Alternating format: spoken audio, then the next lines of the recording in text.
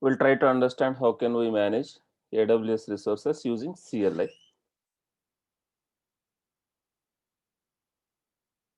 So as we already know, AWS resources can be managed using CLI, API, and SDK. Command line interface. CLI is basically command line interface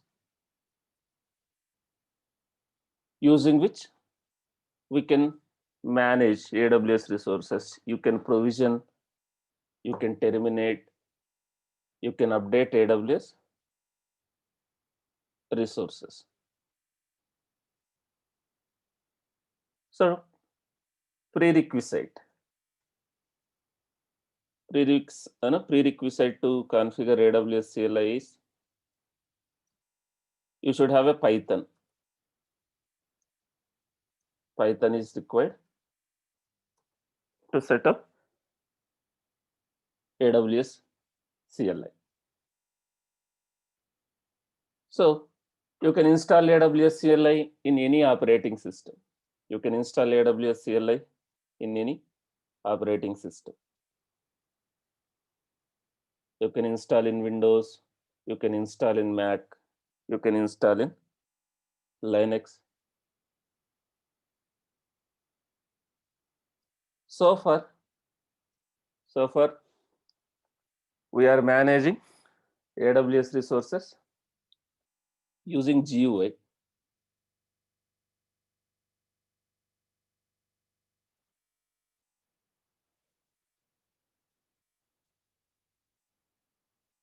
We are creating, we are terminating these resources using GUI.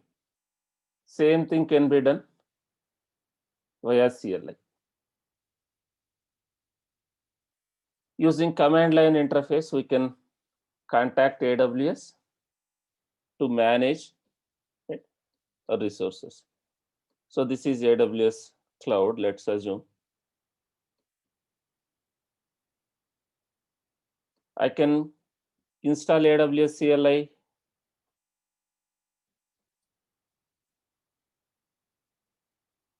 DevOps, engineer or developer machine.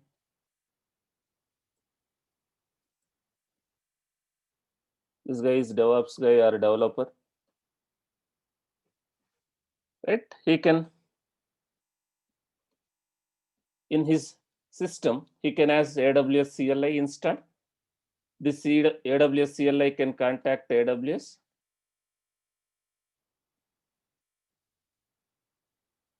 AWS CLI. This guy can contact AWS and based on the command what you are executing, your resource will be created, deleted, updated, or terminated.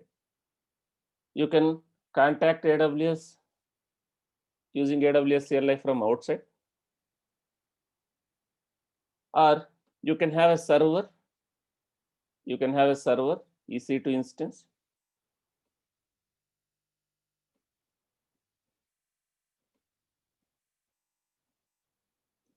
EC2 instance.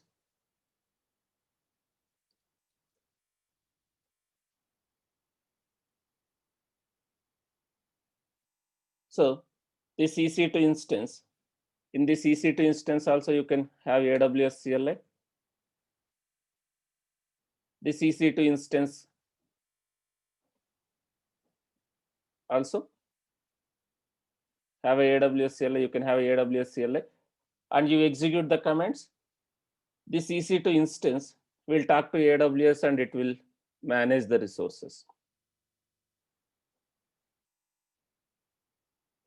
So if you want to install AWS CLI, right, we should have a Python. So suppose you want to install AWS CLI. You can install in Windows, you can install in Linux, right? So if you want to install in Windows, you download the Windows installer file. So it comes with Python by default. Okay, this MSI file will comes with Python.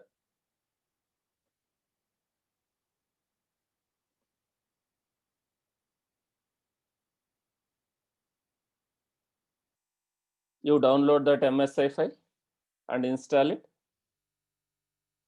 You can install AWS CLI in Windows machine. Now, if required, you can install in Docker.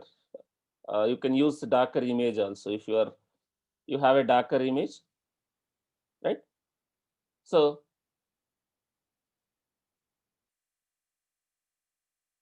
you can execute AWS CLI commands if you are using a Docker image within the Docker image, or you can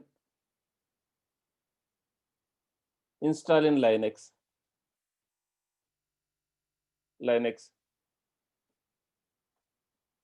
These instructions.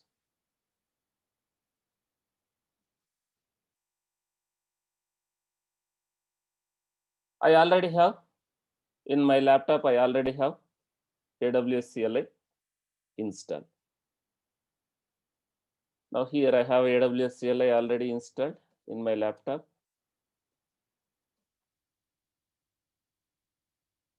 So using CLI, I can manage. Using CLI, I can manage AWS resources. But will it able to connect without proper authentication? Right? And authorization. So this AWS CLI, whenever I execute a command, it will contact AWS. Suppose I want to see how many servers are there. AWS EC2.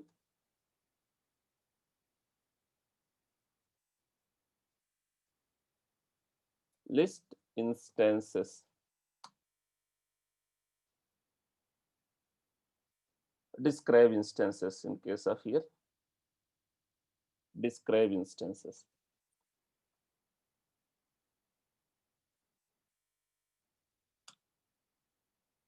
So I'm trying to get the required, like it will list how many servers are there. But what it is expecting is, so this has to be configured. This CLI has to be configured. So how can I configure? How can I configure now? This is outside. Here, I need to configure AWS CLI. How can I configure AWS CLI so that it can contact and get the required details?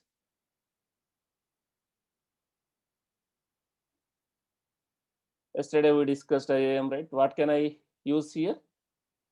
AWS CLI to manage AWS resources using AWS CLI.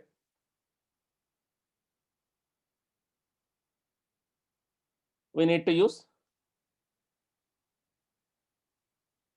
user access key and secret key. Programmatic access. Programmatic access. User access key and secret key. Programmatic access. So yesterday I created some user. We have downloaded their access key and secret key.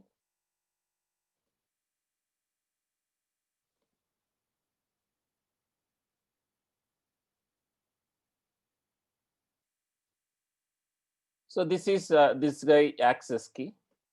Yesterday we have created one user.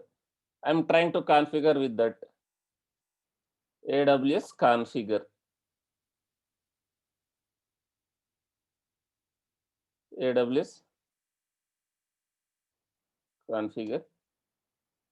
It is going to ask the access key. So I'm providing my access key, this user access key. This is the access key.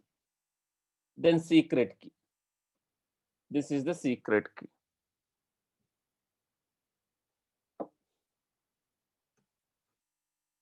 And which is your default region. So whenever you execute AWS CLI commands,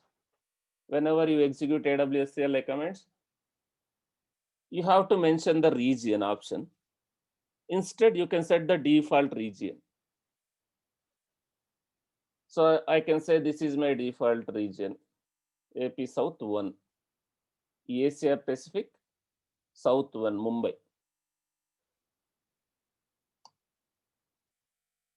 This will return output in some format.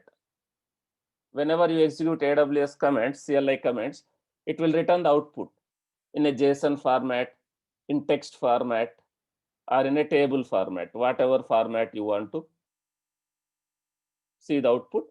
You can set it as a JSON, or you can set it as a table format, something like this. JSON format you can set, or table format. Now I can execute this command, AWS EC2 describe instances. Now do you see, is it able to get the all the server details, whatever servers you have?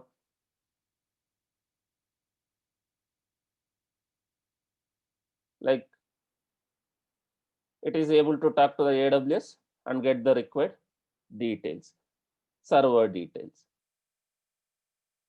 all the server details, like the instance, what is the state, when it is created, right? What is the security group which is assigned to that server? What is the instance type? Under which subnet it is there? All those details. All the details is getting displayed here for all of your servers. Similarly, you can create a server, or you can terminate the server, and you can apply the filters, right? So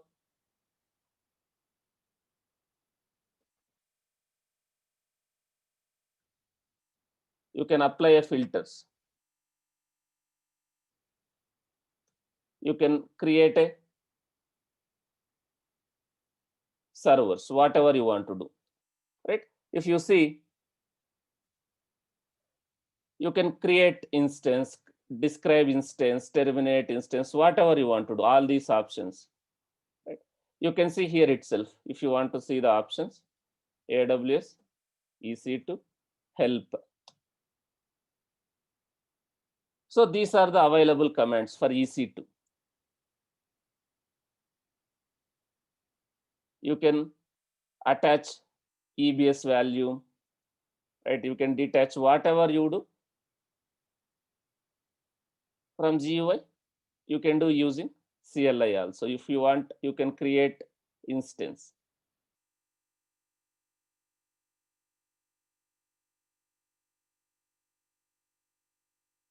So you can terminate instance, all these options.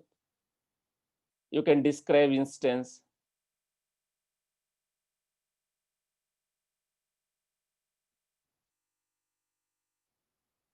These are the commands which is available for EC2. All these options, something like this. If you see describe instance,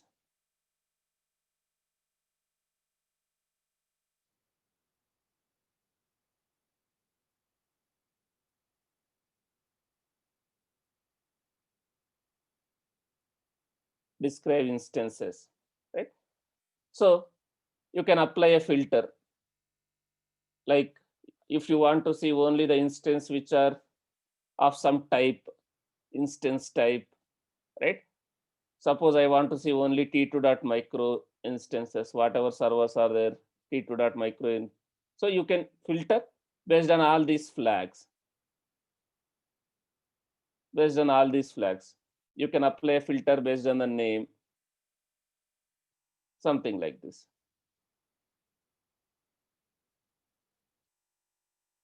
So suppose I want to see only these types of instances. I want to see only this type of instances.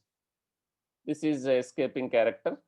So instance type, I want to see only T2 dot large. If I have, it will display.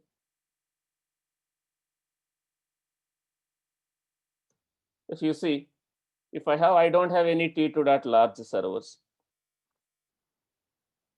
If I want to see only T2 dot micro, it will display only those servers. I have only two, I think, T2 dot micro servers. One and two. Similarly, you can query only few options. You don't want to see all the details. You don't want to see all the details. Yes, you can query, or you can query specific fields, something like this, right? Filter, you can apply filters, and also you can apply query, what you want to see. You want to see only few details. You can apply query, something like this, whatever you want to see. You want to see only instance ID or instance name, instance ID, subnet ID. You can apply whatever is required in the form of this, something like this. You execute this one. This is escaping character, guys, nothing else. Something like this.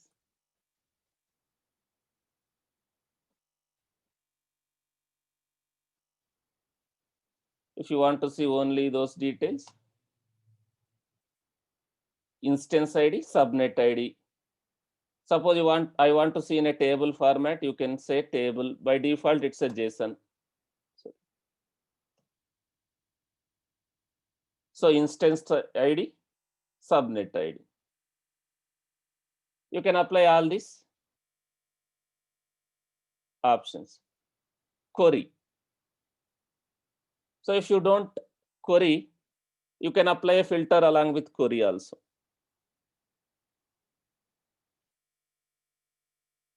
If you don't do query, right, it will display everything, something like this. This is in the JSON format. This is in the JSON format.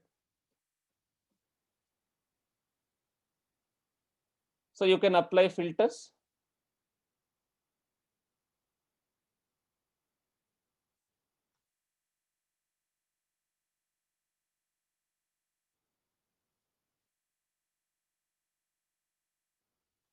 You can apply filters based on whatever, like you can query whatever is required.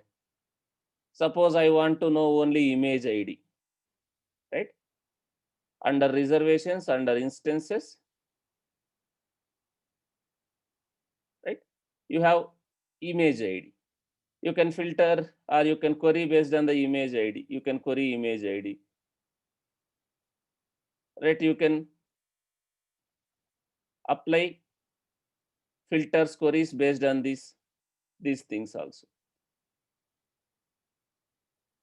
Suppose you want to have a tags, right? You can filter based on the tags, all those things, right? It displays all the details. Now he is able to fetch the details. He is able to fetch the details because he has a EC2 read only permissions. But will he able to create or terminate, guys? Because this user has only read only permissions. Will he able to terminate, right, whatever instances he is getting, right? So he can execute this command AWS EC2 terminate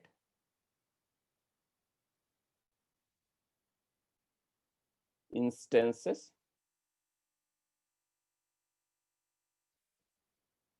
right? You have to pass instance ID, hyphen instance ID. I can pass this instance ID if I want to terminate instances. There might be a typo. A is missing. Terminate instances. Now, if you see, he is not able to terminate unauthorized exception because this guy doesn't have a permissions to terminate. So similarly for all the services, right? You have a comments for all the services. Suppose EC2, right? S3. You see, all for all the services there is comments.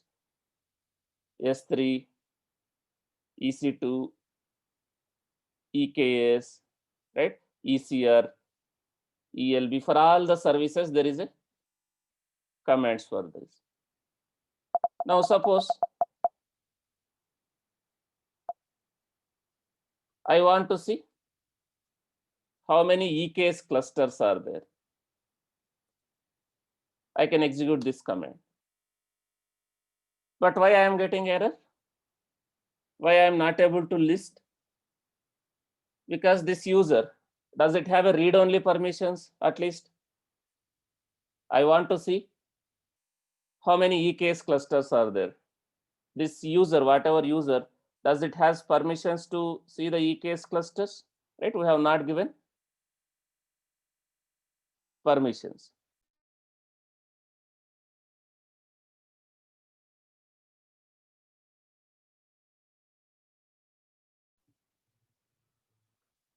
So that's why he is not able to see how many clusters are there.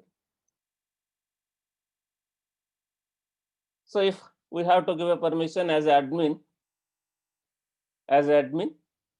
you know AWS admin,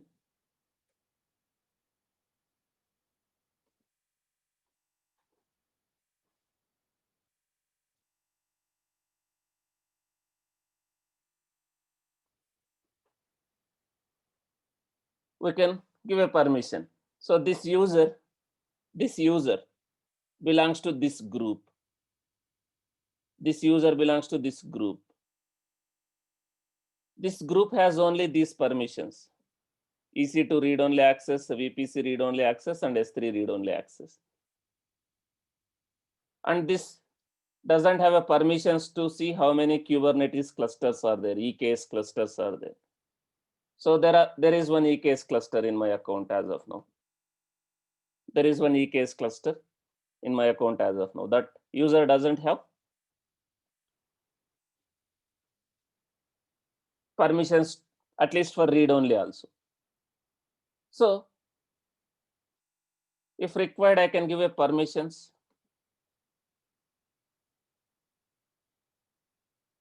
to that user directly, by attaching a policy. I can add a policy, or I can give a permission via group. I can give a permission via group. I can attach policy to the group. So if we have to give a access to specific EKS cluster policy, right? If you see,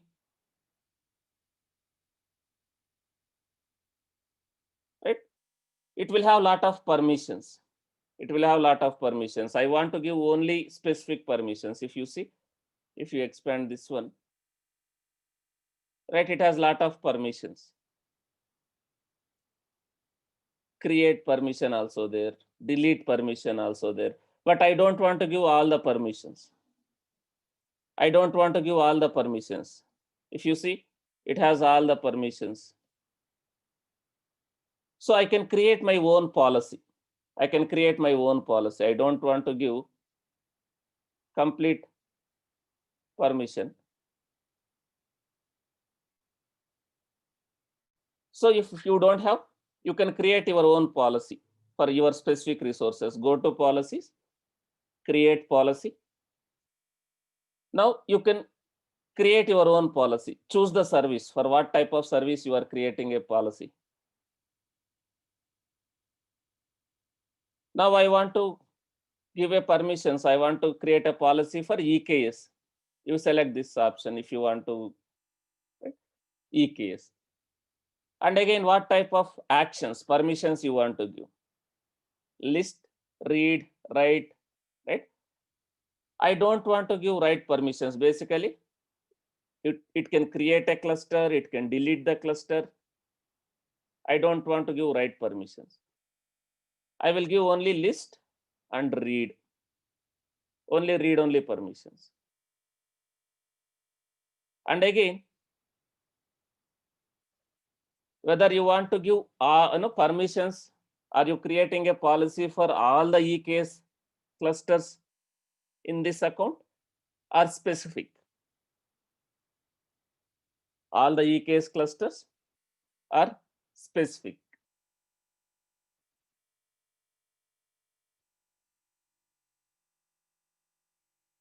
So in this case, if required, all the resources, I mean to say, all the EKS clusters, if you want to give read-only permission, you can give in this account. Or if you want to give specific resource, you need to mention, right? ARN, your cluster ARN. What is ARN, guys? What is ARN in AWS?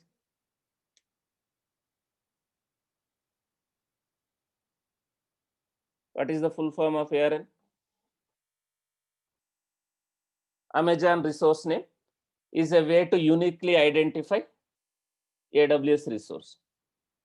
So if you want to give permissions to only specific EKS cluster, even though you have a lot of EKS clusters, you want to give specific permission, you can provide a ARN by clicking on this link, specific ARN.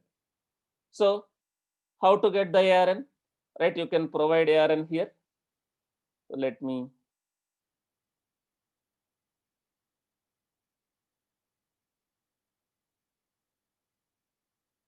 open another tab.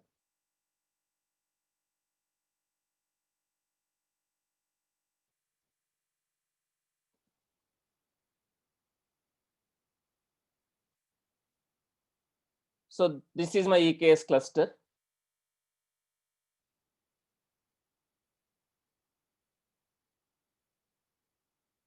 So this is my EKS cluster. Here, this is the ARN. As I told, what is the format of ARN? ARN, AWS, service name, region. Now, this is my account ID and the name. So let me provide that ARN here. So now I am giving permissions to only one AWS EKS cluster. This is one policy. I am creating a policy. Under this region, this is my account. This is the cluster name. So I have provided ARN. So now let me create a policy. EKS read-only policy. This is I am creating a policy myself.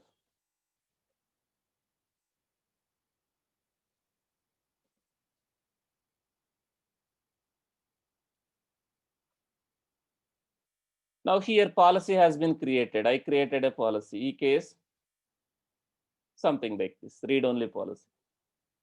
Now if you see only these permissions for EKS, list, describe, only read-only permissions. To which resource? Only for this EKS cluster, right? Only specific permissions. So this policy I can attach to group, to this group, or directly to the user. So attach policy.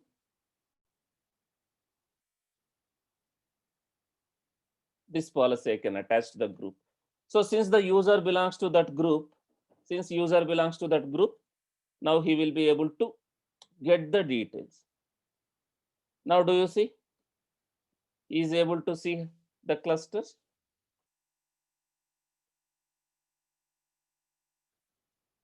And he can execute some EKS related commands. Suppose he want to get the kubeconfig file of this EKS cluster, right?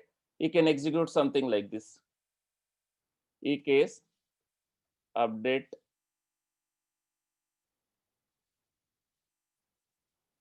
kubeconfig hyphen name, the cluster name,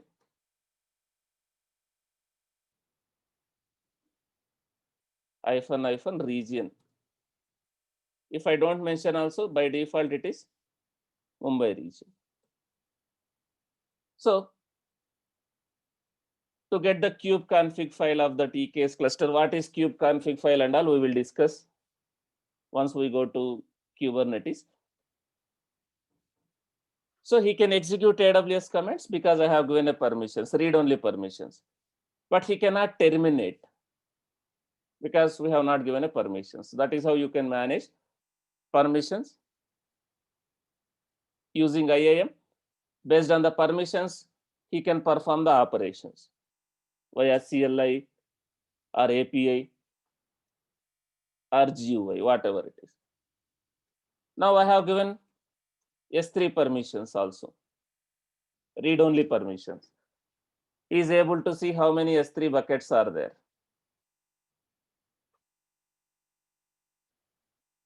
He is able to see how many S3 buckets are there. Now he can see what are the objects inside this bucket also.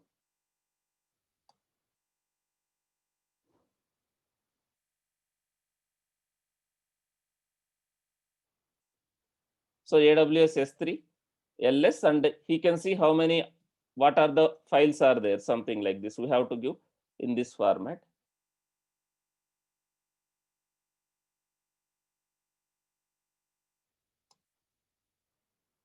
So under this, he has these many files.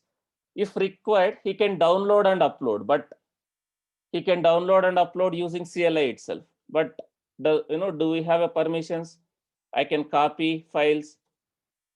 Suppose I want to copy some file or I want to download. Let me download from here. Under this bucket, I have one file. This file I am trying to download to my local current directory.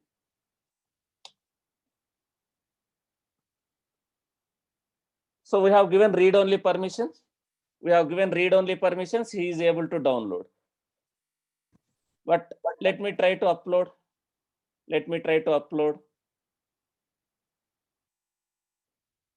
Now same command, you just need to reverse.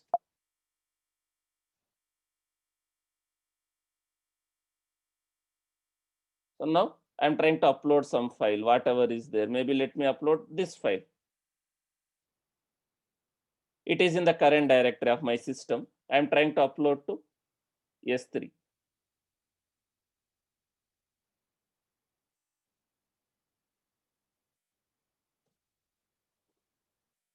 So access denied because we have only read-only permissions. So he cannot, we can create a bucket, we can delete a bucket. So you just need to play with the commands, right? So if you want any help, right, you can execute this. You have these options: copy, move, remove, right? List, create bucket, remove bucket, all those options with some examples. If I want to create, I can create.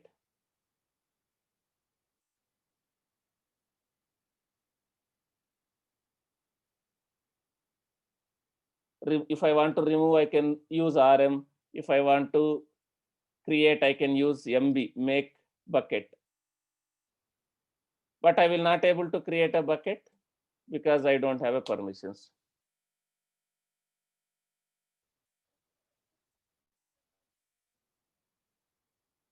Similarly, if this user is configured with permissions, he will be able to create or delete. So let me reconfigure same server, same laptop with other credentials. Let me reconfigure this with the Mithun access key and secret key. So this is Mithun access key. Let me reconfigure. I can reconfigure by executing this. I'm giving Mithun access key, Mithun secret key. You can leave these blanks. Now, this guy has a permissions. He can create a bucket. Now, AWS S3 MB. Right? If I give something which is already available, you will get error. Bucket already exists.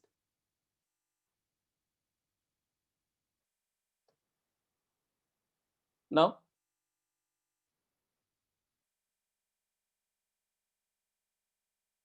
some one is already used.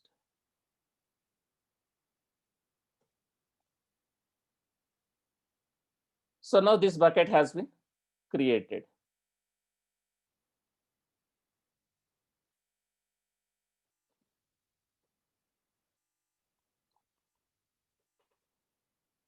If you see, this bucket has been created. Test CLI 12345 just now. And if I want to copy some files, as of now, there are no files here. If I want to copy some files, I can copy using CLI also. Something like this.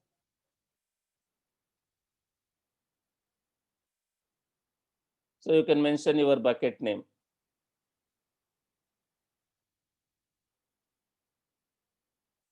Something like this. This is the, you have to give S3 : your bucket name. So now here it's copied, this file.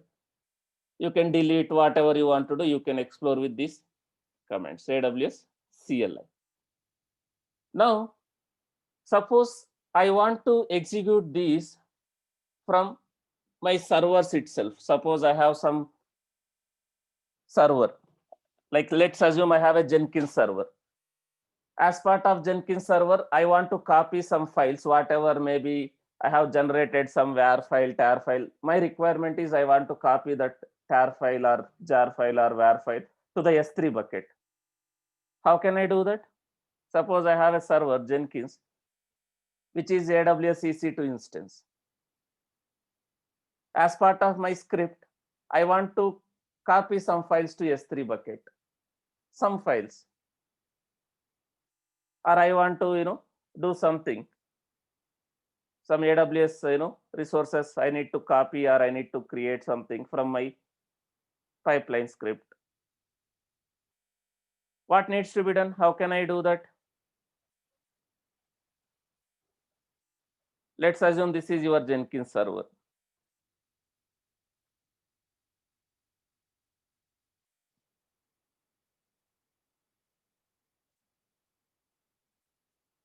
Let's assume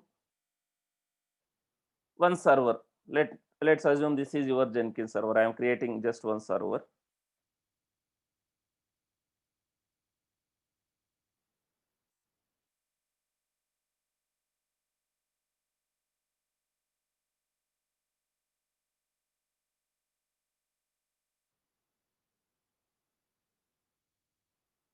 Let's assume this is my Jenkins server.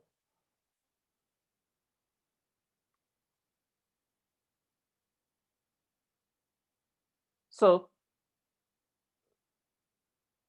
I have a job. As part of my job, I need to copy files to S3 bucket. How can I do that? If you just write your pipeline script with this command, let's assume you want to copy some file. If you just a pipeline script with this command, will it work? Suppose you want to copy some file in your pipeline script. If you have something like this, will it work automatically?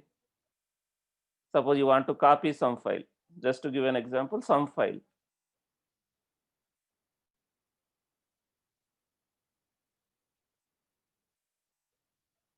If you have something like this, will it work? So what and all things needs to be done? First, what is required? AWS CLI software should be installed.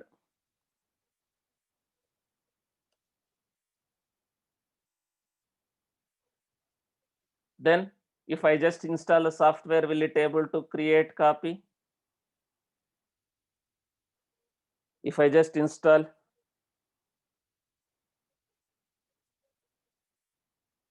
will it work?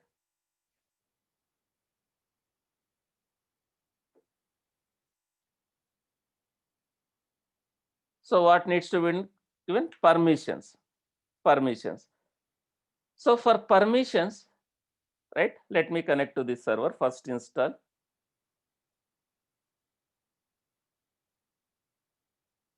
Let me connect to that server. First, I don't have AWS CLI. I don't have AWS CLI. You don't have AWS CLI. Guys, if you take, if you create a server from this AMI, Amazon Linux, there is a one more AMI called Amazon Linux. This Amazon Linux, right? It's Amazon Linux AMI. So it will have a AWS CLI by default. You no need to install AWS CLI by default. So this Red Hat Linux doesn't have AWS CLI. You can install something like this. You can use these instructions and install on a Linux, right? So these commands.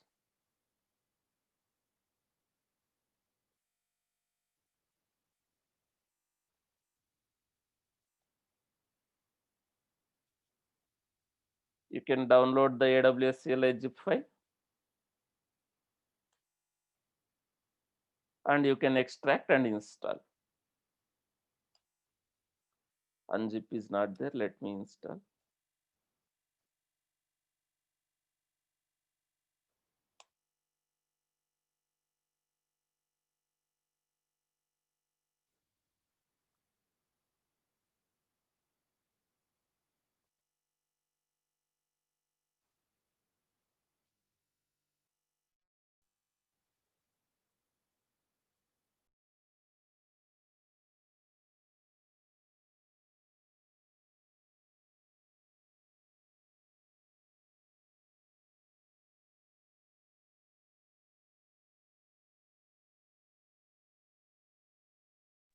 So let me extract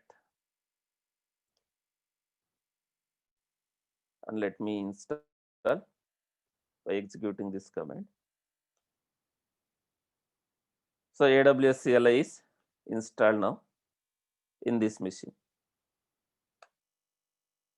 Python is already there by default. Python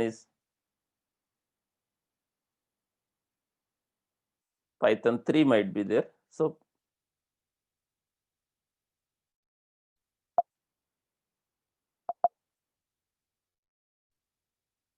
Python 3.7.3 is there. Okay, so that is fine.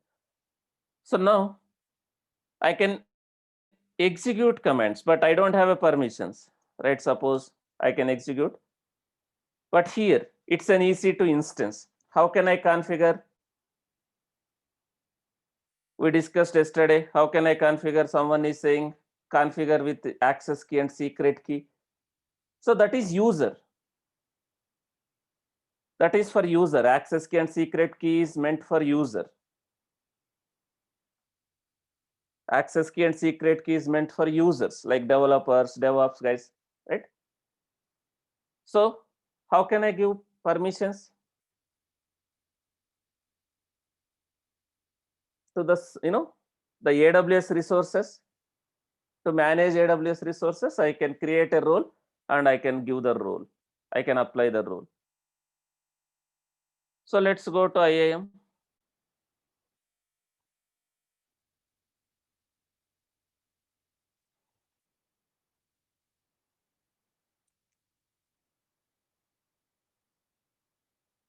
let's go to the roles. Create a role. Select the use case as EC2. Select the use case as EC2. Then you attach policies, whatever is required. Suppose if you select this administration access everything.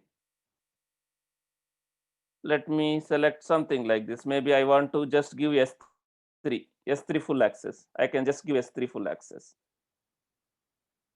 Or from that server, I need to push images to the ECR.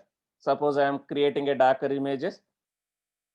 I am creating a Docker images, and the Docker images I want to push to the ECR, Elastic Container Registry, Docker registry. So I need to give ECR permissions also. ECR read and write permissions, Elastic Container Registry.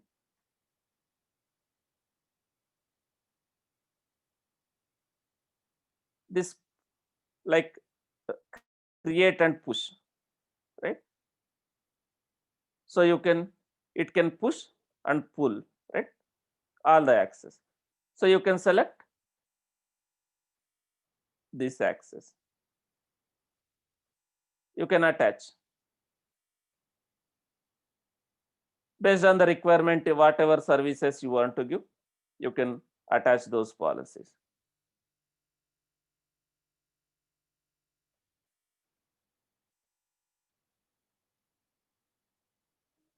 So now I created with these permissions. Then that role I can attach to the server. That role I can attach to the server. If it is not there, you can attach to that server.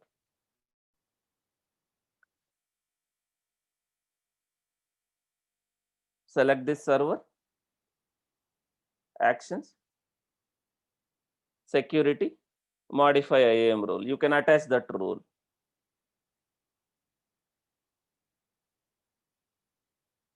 Now, this guy will be able to perform that operations, right?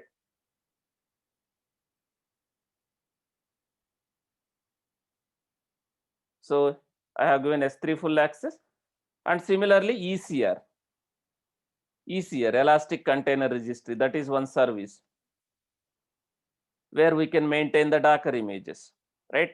So I can execute these permissions. I can list how many images are there, and I can get the token. I can get the token to authenticate, right? So I can use all these options.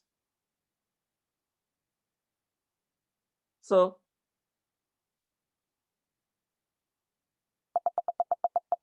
I can see how many images are there. As of now, I don't have any ECR. If required, I can get login password to authenticate with this registry, right? If I want to see how many registries are there, I can use this. As of now, I don't think I have any ECR registries.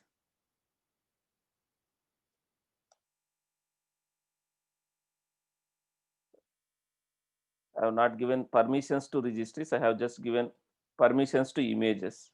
Okay. So describe or list images.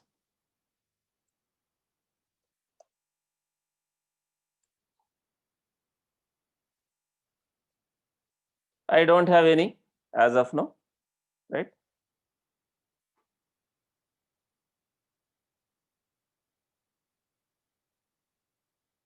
That registry name I have to give.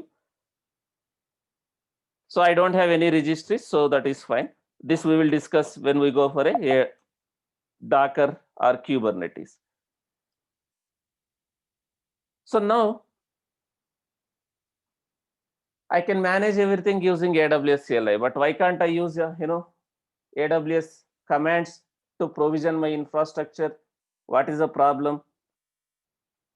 Why people are using other tools to provision?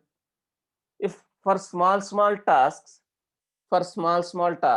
I can go for a AWS CLI. Suppose my requirement is I want to just create S3 bucket, or I want to just copy some file to S3 bucket, or I want to just execute one or two commands. Then I can go for a AWS CLI. But what is the problem?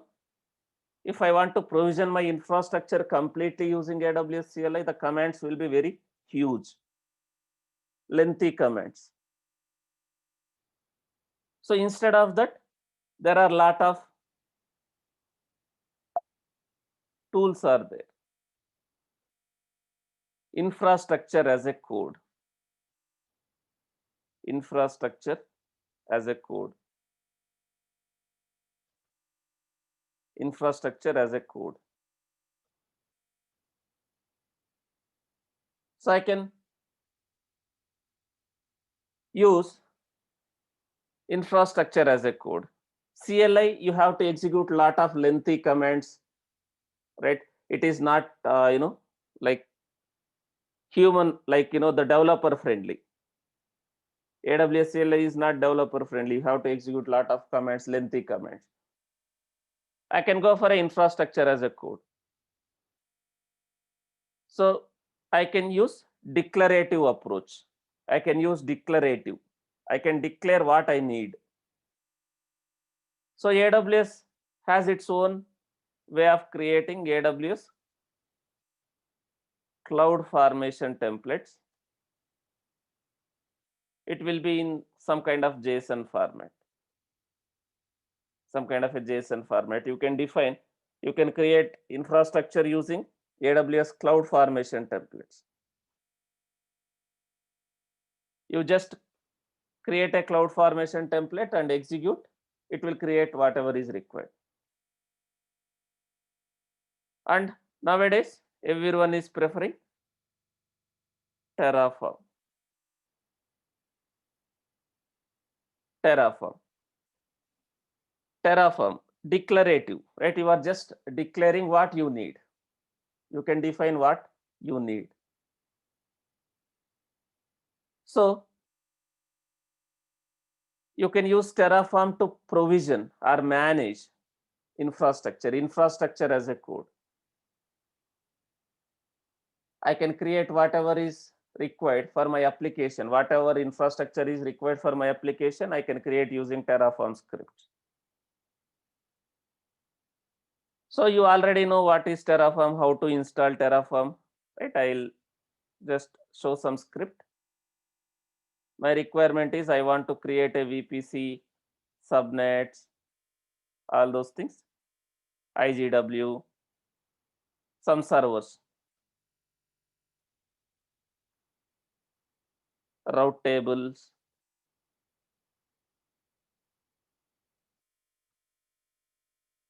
all those stuff. Then I can use some Terraform script.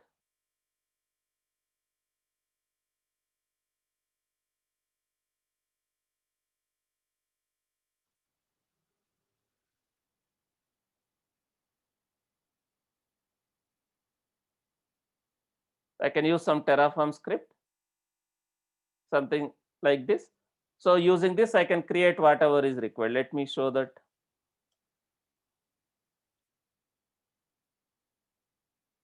The script.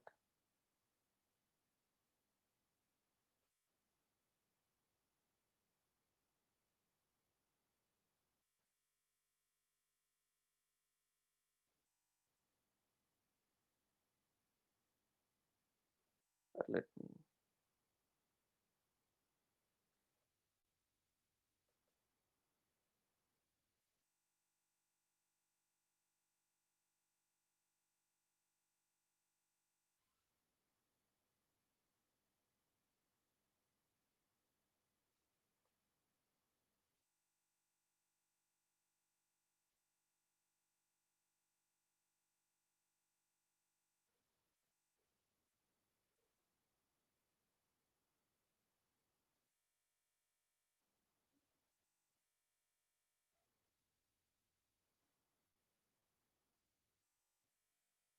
Something like this. I have a Terraform script where I have defined all my variables. where I have defined all my variables like what is the region, right? What is the CIDR for my VPC? And I am planning two subnets, right? Under two availability zones, I am trying to create these subnets, and I have defined some AMIs, like what is the AMIs, what type of AMIs I want to create, what type of servers, right? So here I have defined all my variables. And what is the key pair? What is the key pair? Right, I have just defined some variables here. These variables I am referring in these Terraform scripts.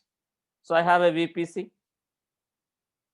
So you already know some basics, right? Provider is AWS, region is this. Now resource, AWS VPC. Resource is AWS VPC. I am creating a VPC with this CIDR block. So where I have defined this CIDR block, this variable I have defined in a variables file here, in the variables file. So I am creating VPC and I am creating a IGW. I am creating a IGW. I am creating a IGW and I am attaching that IGW also. So how I am getting the ID? If you see, for this VPC, here I have given resource as AWS VPC. Some name I have given, right? So I am creating IGW for this VPC, AWS VPC, VPC.id. At runtime, it will get the ID and it will attach to that. So I am creating a IGW and I am attaching to this. This is one option, VPC ID. For this VPC, I am attaching IGW and I am creating a subnets. I am using count option, right? So how many subnets I have defined in the variables file? If you see in the variables file, subnets, CIDR. Type is list of strings. So I have defined 2. So here, how many subnets it will create? This block, I am giving count, it will repeat. It will repeat. So 2 times. So under which VPC it is going to create a these subnets, how I am referring, right? So this AWS VPC, this is the name I referred here, that name dot ID. So under this VPC, it will create subnets. And I am extracting the CIDR block. I am extracting the CIDR block using this method, Terraform methods. Internally, it will have some methods. So CIDR block 2 times it will repeat, right? So 2 subnets it will create, one in one availability zone, another one is in another availability zone. So at subnet level, there is an option, right? At subnet level, there is an option where we have enabled that auto assign public IP. That I am using this option. I am using this option.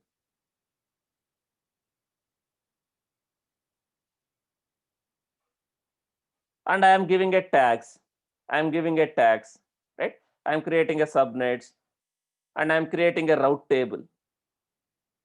I am creating a route table for this VPC. I am creating a route table for this VPC and I attached, I am defining the routes. I am defining the routes, right? And what I am doing here, at the last, I am doing a route table and subnet association. Route table with subnet association. I am creating a VPC here. And also I'm creating a security group. For demo purpose, I'm opening all the ports. For demo purpose, I'm opening all the ports. I'm creating a security group. And I'm creating a servers. I'm creating a servers. Just to demonstrate, I'm creating 2 servers with Ubuntu AMI. This AMI I have mentioned in my variables file, AMI ID.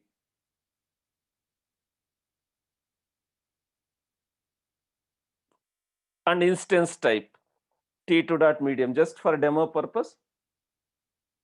And this is the security group ID. This is a subnet. This is the key name. So for demo purpose, I am creating just 2 Ubuntu servers, 2 Red Hat servers, just for demo purpose. So this is my Terraform script to create a VPC. Similarly, you can create EKS clusters, whatever you want to do.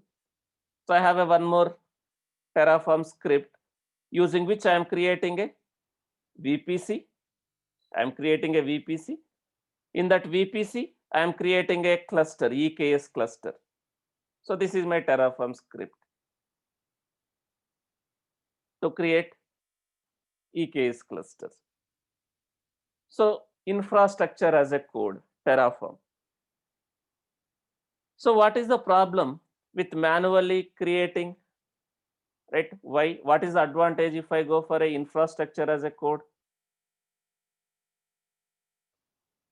What is the advantage?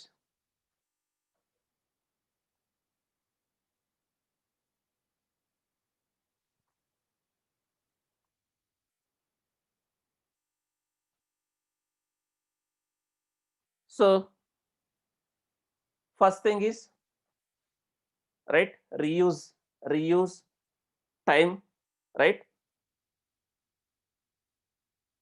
The time, right? If I try to create manually, it will take hell lot of time. Suppose my requirement is I have to create a lot of environments, lot of infrastructure. If I want to do it manually, it may take 2-3 days. And also manual mistakes, right? If you are doing manually, it will be error prone. It will be error prone, right? If you are trying to do it manually, it will be error prone.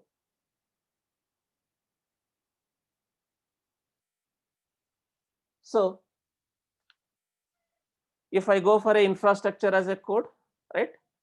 Manual, if it works once, the same script you might be, you can reuse, you can execute multiple times for creating a different environment.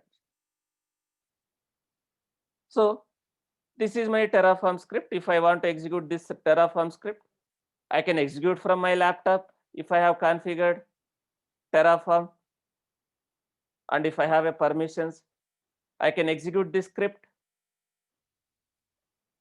I can execute this script from EC2 machine where I have a Terraform configured.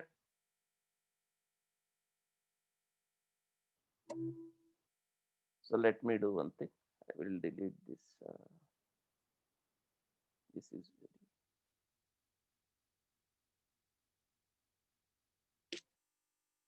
and as of now, I am not executing this user data.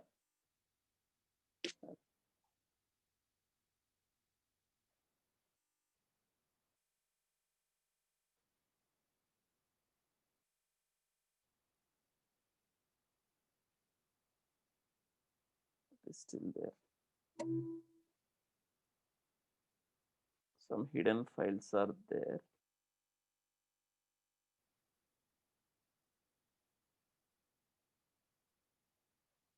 Okay, that is fine. So let me copy that script to this server. Suppose I want to execute here. Without having a permissions, will it able to, even though I'm using Terraform, I'm trying to create a VPC. So this, whatever role I attach to this server, does it have a permissions for VPC?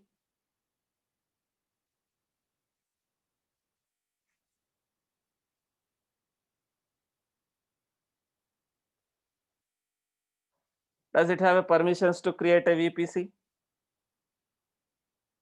So we don't have a permissions to create a VPC. It will not work. It will give a error. So let me copy that script. Let me copy that script here.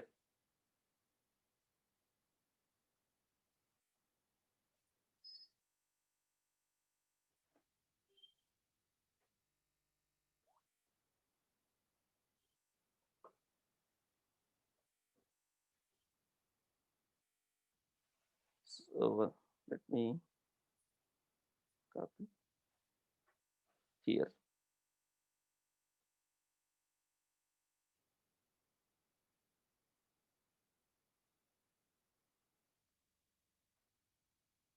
There are some hidden files that is having lot of size. Let me remove that. Now let me copy this script.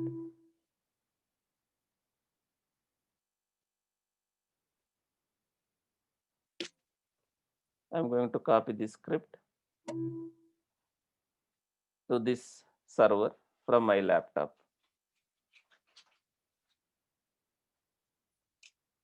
SCP -i devops.prem EC2 user, and I'll copy to this server. This server.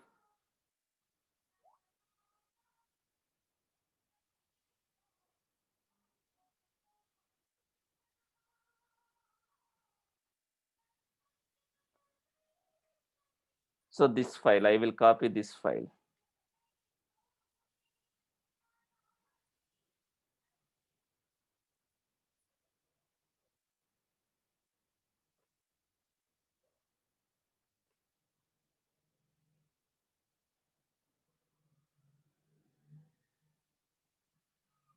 So it is part of exactly.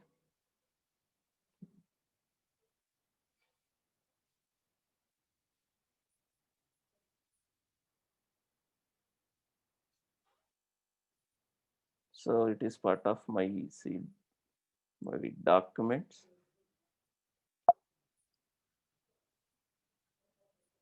DevOps training Terraform. Under that, Terraform scripts. Under that, VPC dot zip file. So let me copy that to my server. Here I have copied. So let me extract that. I have copied this.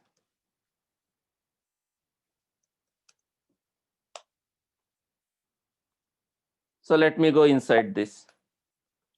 Now I have these scripts. So I can execute something like this.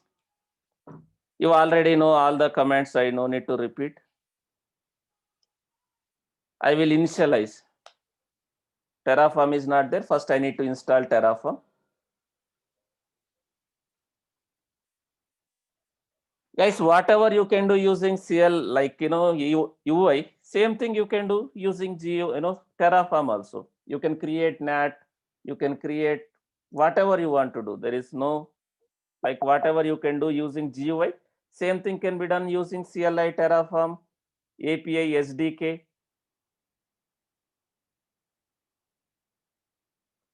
So I'm just giving some script for a sample. Okay. So let me install Terraform. As of now, Terraform is not there in my server.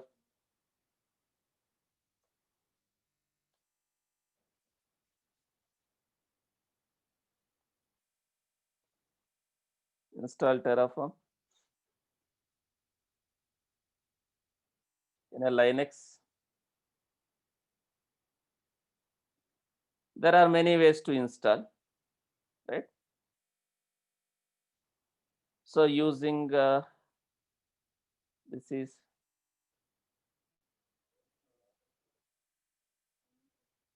using package manager, you can install, or using script you can install, whatever way you want to install.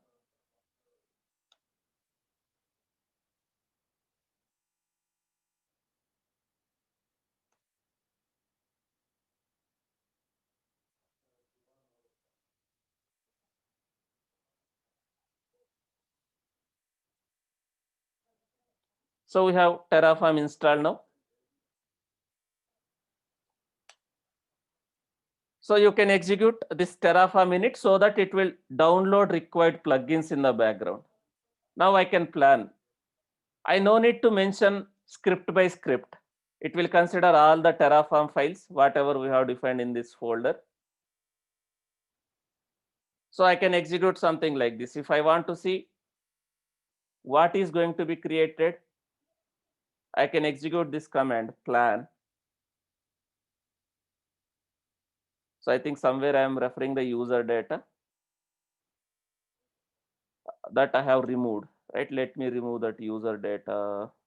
Let me comment this.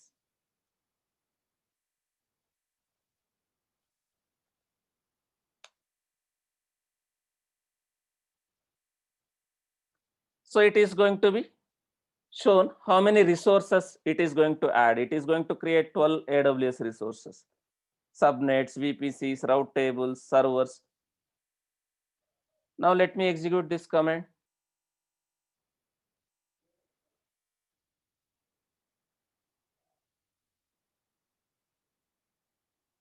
Terraform apply.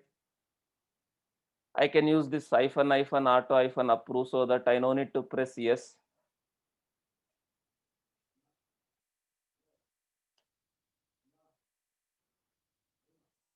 Now we will get a permission issues.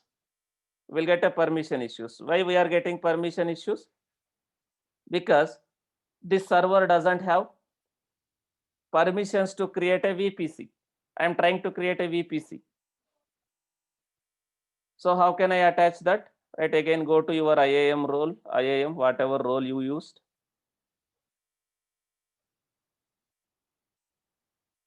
Go to the roles. What role I used? I think demo role. This is what I have created. So let me attach policies. Let me give VPC full access and also EC2 full access because I am creating servers also. EC2 full access. I have attached those two policies now. Now let's try.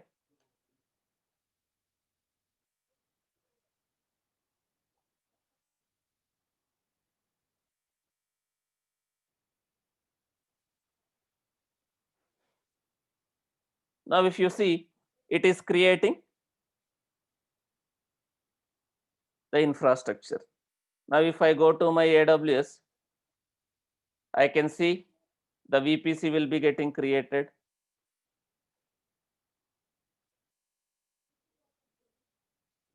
Now you can see that VPC got created. This one with whatever CIDR I have planned, and it might have created the subnets also. You can see 2 subnets got created for that VPC with a given CIDR, and it has created a route table for that VPC. You can see that route table, routes, subnet associations, and it has created IGW for that VPC. Then it is creating a servers just to demonstrate within that VPC. It is creating a servers.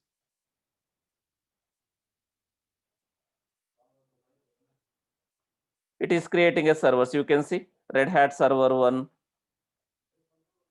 Red Hat server 2, right? And it has created these 2 Ubuntu servers. So the infrastructure is getting created. Naveen, you can attach everything, whatever you want to do. I no need to repeat every time, right? You can attach policies with CLI. You can attach, right? I have just given an, I'm explaining how can you manage, right? You can do whatever you want to do using CLI also. You just need to execute commands. AWS IAM commands you need to execute.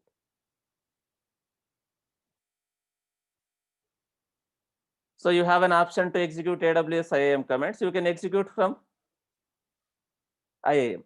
But can you attach the policies if you don't have a IAM full access again? Suppose I am trying to execute IAM commands. If I don't have a permissions, again I cannot attach.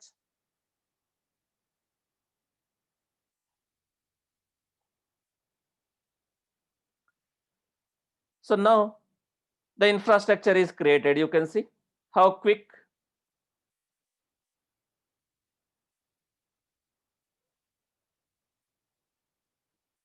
So how quick it has created, you can see, right? So Terraform has multiple files. How it will manage the sequence, right? It is a declarative approach. It know what needs to be created first, right? It know what needs to be created first. It will prepare the sequence based on the script it has.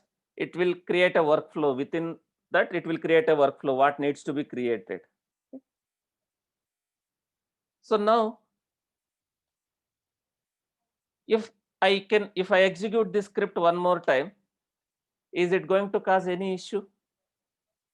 Is it going to cause any issue? Because already the infrastructure is in place. Is it causing any issue? It will maintain the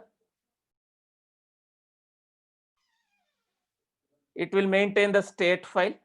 It will maintain the state file. This terraform.state file is generated. So it will try to check, is there any change?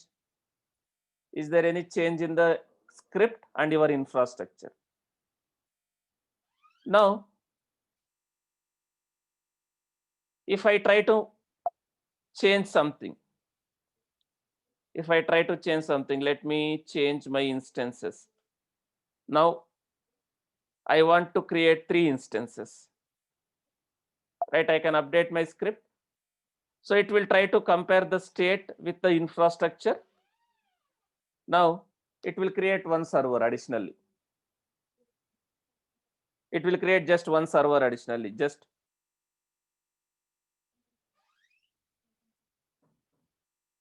one server.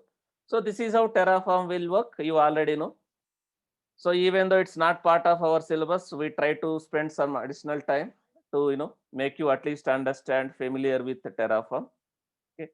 I think already Bhaskar has taken 2-3 classes on Terraform, and today also I'm trying to explain some concepts of Terraform. Okay.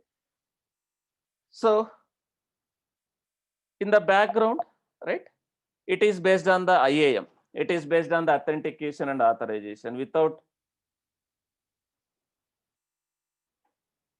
having a permissions, you cannot manage the infrastructure. Okay. So that's it for AWS, guys. So I'll share this script. Definitely I'll share this script. I will share the EKS script also. If you want to create a EKS cluster, we can execute this script. This is just a samples. You can customize based on your requirement.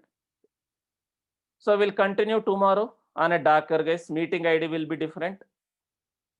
We will change the meeting ID. I will share the meeting ID tomorrow, today evening. So from tomorrow we will start Docker. Once the Docker is done, we will go for a Kubernetes. Very important concepts, which as a DevOps engineer, it's mandatory nowadays. Like without Docker or without Kubernetes, it is very difficult to get into a job. Okay. So we'll continue from tomorrow. I want complete participant in Docker and Kubernetes. I see only 40 people. Only 40 people are joining nowadays, right? I thought maybe few people already know AWS, right? So maybe they might be skipping the classes, but going forward, I will expect all the people to be join the classes unless until you have some personal emergency. Okay. So we'll continue from tomorrow. Yes, Ansible is the last topic. Ansible is the last topic. Once we are done with the Docker and Kubernetes, then we will go for Ansible. That is the last topic which we are going to cover. Thank you, guys. I'll stop the session for today. We'll continue from tomorrow on Docker. Once again, I'm repeating, I want all the participants to be joined in the classes regularly. Okay. We will not, entertain the people who are just joining for the sake of joining. Okay. Thank you.